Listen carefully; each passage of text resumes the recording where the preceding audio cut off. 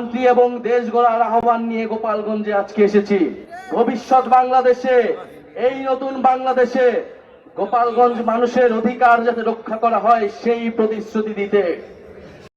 প্রিয় গোপালগঞ্জবাসী, মুজিববাদীরা আজকে বাধা দিয়েছে।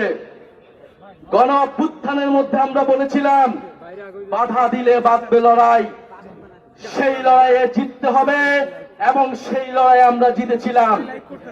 আজকে আমারও বাধা দেওয়া হয়েছে, দ্বিগুণ গতিতে এর জবাব আমরা দিব ইনশাল্লাহ। প্রিয় গোপালগঞ্জবাসী, আপনারা যারা এই গণ অভ্যুত্থানের পক্ষে রয়েছেন, নতুন বাংলাদেশের পক্ষে রয়েছেন, আপনাদেরকে দায়িত্ব নিতে হবে এই গোপালগঞ্জ যেন মুজিববাদীদের আশ্রয় কেন্দ্র হয়ে উঠতে না পারে।